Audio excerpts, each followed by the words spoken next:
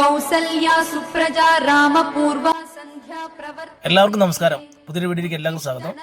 ഇന്ന് രാവിലെ AR ഹാൻഡ്ലൂരിൻ്റെ ഷർട്ടും മുണ്ടുമാണ് ഇട്ടിട്ടാണ് പൊങ്കാലയ്ക്ക് പോകുന്നത്. എങ്ങനെയുണ്ട് മാച്ച്? അടിപൊളിയല്ലേ? രാവിലെ തന്നെ നല്ല ഇഡ്ഡലി, അവർക്ക് സാമ്പാർ, ചട്നി, ഒരു പിടുത്തം രാവിലെ തന്നെ. നല്ല സൂപ്പർ ഫുഡായിരുന്നു കേട്ടോ. അമ്മൂമ്മയും കഴിക്കണ്ടായിരുന്നു, രേണി ചേച്ചിയും കഴിക്കണ്ടായിരുന്നു. അങ്ങനെ നമ്മൾ പൊങ്കാല ഇടാൻ വേണ്ടി പോവുകയാണേ. ശ്രീകണ്ഠേശ്വര ക്ഷേത്രത്തിൻ്റെ അടുത്താണ് നമ്മൾ പൊങ്കാല ഇടുന്നത്. അപ്പം ഞാനിവരെ അവിടെ ഡ്രോപ്പ് ചെയ്തിട്ട് തിരിച്ച് റിട്ടേൺ വണ്ടി കൊണ്ട് ആ വീട്ടിലിടണം. കാരണം ഈ ഭാഗത്തൊന്നും പാർക്കിംഗ് ഇല്ല. അതുകൊണ്ട് വളരെ സേഫായിട്ട് പാർക്ക് ചെയ്യാനും വീട്ടിൽ തന്നെയാണ് നല്ലത്. പോകുന്ന വഴിക്ക് ഞാൻ ശ്രദ്ധിച്ചത് റോഡിൻ്റെ ഇരുവശത്തും ഇതേപോലെ പൊങ്കാല അർപ്പിക്കാൻ വേണ്ടി തയ്യാറായി നിൽക്കുന്ന ഭക്തജനങ്ങളെ നമുക്ക് കാണാൻ സാധിക്കുന്നതാണ്. അതും നല്ല കേരള തനിമയുള്ള വസ്ത്രത്തിൽ നമുക്കെല്ലാവരെയും കാണാൻ സാധിക്കുന്നതാണ്. വീടിൻ്റെ അവിടുന്ന് പൊങ്കാല ഇടുന്ന സ്ഥലത്തേക്ക് ഏകദേശം ഒരു 2.5 കിലോമീറ്റർ ദൂരമുണ്ട്. ആ 2.5 കിലോമീറ്റർ നടന്നാണ് വന്നത്. ഇനി തിരിച്ച് വീണ്ടും നടന്നു പോയിട്ട് വേണം വണ്ടി എടുത്ത് പൊങ്കാല കഴിയുമ്പോൾ അവരെ പിക്ക് ചെയ്യാൻ വരാനും. എന്തായാലും നടന്ന് പോകുമ്പോൾ കാണുന്ന കാഴ്ചകളൊക്കെയാണ് ഞാൻ പകർത്തിയത്. അപ്പോൾ പൊങ്കാല അടുപ്പ് തയ്യാറാക്കി പൊങ്കാലയ്ക്കുള്ള ഒരുക്കങ്ങൾ റെഡി ആയിക്കൊണ്ടിരിക്കുകയാണ്. അമ്മൂമ്മ അവിടെ നിന്ന് നേതൃത്വം നൽകുന്നുണ്ട്. എന്തായാലും ഭക്തിസാന്ദ്രമായ ഒരു അന്തരീക്ഷം. ഭക്തജനങ്ങൾക്ക് രാവിലെ ബ്രേക്ക്ഫാസ്റ്റ് അവിടെ നിന്ന് കൊടുക്കുന്നുണ്ട്. അതിനിടയിൽ അവിടുന്ന് 2 കുട്ടികൾ ഇടയിൽ കൂടെ വന്നിട്ടുണ്ട് കേട്ടോ. അവിടെ പോയാലും നമുക്ക് അങ്ങനത്തെ ആൾക്കാരുണ്ടാവുമല്ലോ. അങ്ങനെ പൊങ്കാലയ്ക്ക് വേണ്ടി എല്ലാവരും തയ്യാറായിട്ട് നിൽക്കുകയാണ്.